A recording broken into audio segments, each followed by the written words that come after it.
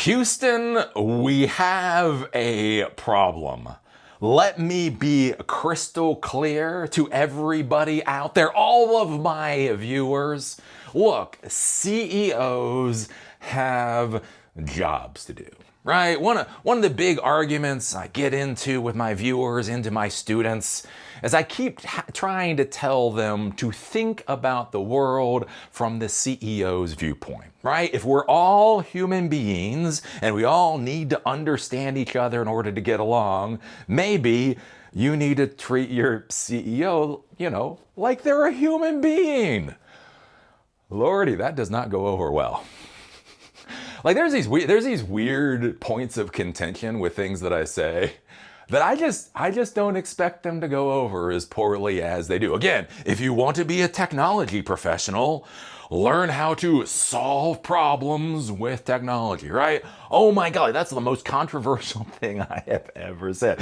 Not my views on Gaza, not my views on Zionism, not my views on the first dead president or my TDS. Oh no, the most controversial thing I've ever said in my life is, well, technology professionals use technology to solve problems. Oh no, Eli, that's just boomer talk right there.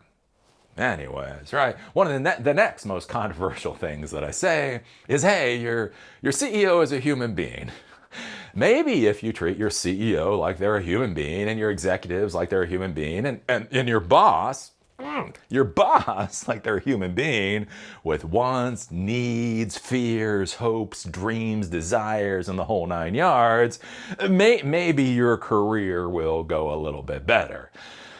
Yeah, then I get so many nasty things. So, how dare you tell me to treat my CEO like they're a human being? But anyways, that's one of the big things that I try to explain, right, to my technical people. Right, look, treat your CEOs like they're human beings. I think the weird thing is, that's something that I've been talking about for years and years, right? Treat your secretaries like they're human beings, treat your warehouse workers like they're human beings, and treat your CEOs like they're human beings. But anyways, one of the weird things that's happened in this modern world of vibe coding and artificial intelligence is now I've been having to look at the CEOs and the executives and be like, yeah, no, your dev team actually does do work. Your technology employees, it's not actually money for nothing. Just because you as a CEO don't understand what they do doesn't mean you're paying them for nothing. And that's one of the weird things we have going on right now, right? You have the technical employees that don't understand what executives do, and they think that executives get paid money for nothing. And now you have executives that have access to vibe coding and shit, and so they think their devs get money for nothing. And so basically we're winding up with these technology companies where literally nobody values the work that anybody else does. Oh, Lordy. Literally, I did my last Silicon Dojo class last night. I had a couple of my students asking me, because I thought about going back in the consulting world or whatever. I'm just going to sit here and scream into the camera. This is what I'm going to do for like the next year. But anyways, and one of the things I told them is just like, look, I don't know what's going on in the modern world of the technology business. Like when I talk with executives and when I talk with line tech employees, I just get a fucking headache anymore. I'm like, I don't understand how this shit works, right? Because nobody seems to respect anybody else at this point in time, and it's all just batshit insane. So anyways, again, with that whole mindset, I think this is kind of interesting when we look at Meta. And one of the things I've talked about with Meta and Mark Zuckerberg is I don't believe Mark Zuckerberg knows what the fuck he's doing anymore. You know what I'm saying? Like you had Facebook, right? He built Facebook. God bless. He built Facebook, made that an impressive thing. Bought Instagram, built that up. Bought WhatsApp, built that up. But then, again, that's the thing. He built Facebook, but then he bought Instagram and bought WhatsApp, and then was looking for the next great thing, right? He's supposed to be a visionary. Right? This is one of the problems with this new world of tech CEOs is that they have been informed that they are visionaries for the future. And so what happens when they're no longer visionaries for the future, right? That's part of who they are. And so he's been trying to go out and trying to prove that he's at the forefront, right? So they went into this whole VR world. Again, I've been arguing about the metaverse for years. VR is fine. It's fine. Within a very small niche, it's fine. But again, Mark Zuckerberg was literally saying, you could have your VR goggles on and it would be just like being courtside of an NBA game. Like, holy shit, you want to talk about a motherfucker who hasn't seen grass in a long time. You think suction cupping monitors to your face is just like sitting courtside at an NBA game? Holy crap, that's just not a reality, right? So anyways, right? They dumped tens of billions of dollars in the whole VR, AR space, changed their name to Meta because the whole metaverse was going to be the future of Facebook. And yeah, that just didn't work out very well because suction cupping monitors to faces just isn't great. Again, if you want to see something, I need to find the link for the video. There's this guy, Jerry Berg, Nerdgasm, great guy, wonderful human being, to be clear, wonderful human being, but he's big. he's big. If you want to see something hilarious, he went over to his buddy's house a few years ago when it was the HTC Vive I think that was the new VR thing. Anyways, he went over to his buddies to play Fruit Ninja. Like, look at how cool VR is. Anyway, I mean, he's a big boy. I'm not saying he's a big. No, I've met him. He's a big boy. Anyways, great human. Anyway, he sat there and he was playing Fruit Ninja, and literally he sweated so much playing Fruit Ninja, the water pooled in his buddy's HTC Vive headset and killed his HTC Vive headset. Yeah, you're told putting these goggles on is going to be just like being NBA courtside, and instead you see a very big, very nice human being kill a headset just from the fucking sweat. So anyways, they put tens of billions of dollars into this idiocy, and it got nerdgasmed. We'll call it got nerdgasmed. Anyways, right? And so now it's like, oh, but he still needs to be a visionary, right? So he's dumping all his money into AI. So much money into AI, right? Bought Scale AI. What was that? $14 billion. He hired this AI engineer like right out of college for like $200 million or something. The numbers he's throwing around is just batshit insane. And now to be clear, you go back a year and a half ago when Llama 3 came out. So Llama 3 was their family of models, and they were open, not really open source. Anyways, they're free to use. They're free to use for everybody other than Snap, apparently. Anyways, they came out, a year and a half ago, 2 years ago at this point in time, and people really liked them. Again, I used them. Look, there's a shit ton of models out there, so you use whatever you want. But anyways, they're fine enough. The interesting thing is they were then working really hard. He put all this money into AI. They came out with the Llama 4 models that everybody agreed were dog shit. Literally pumping tens of millions of dollars into their AI spend and not even keeping up with the Joneses, not even keeping up with Anthropic or OpenAI, literally coming out as crap. And so what I think is interesting now, and this might be, again, look, I'm not a financial advisor by any stretch of the imagination. To be clear, I would have shorted the entire goddamn stock market like 4 years ago. If the stock market was functioning properly, we should have been in a recession like 4 years ago. So, but I'm just saying, I would be closer to shorting the stock right now because, what we are now seeing, I do believe this is from Business Insider, Mark Zuckerberg moved his desk and is coding again, Meta president says. The CEO is, quote, coding all day long and sits with MSL, Alexander Wang, Dina Powell McCormick said at a Semaphore conference. So the Meta CEO now has a desk among the company's AI researchers that gives him a front row seat to the company's overhaul of the AI efforts. He's also coding again. Quote, Mark has actually moved his desk and is seated in the AI lab with Alex Wang and Nat Friedman and is coding all day long.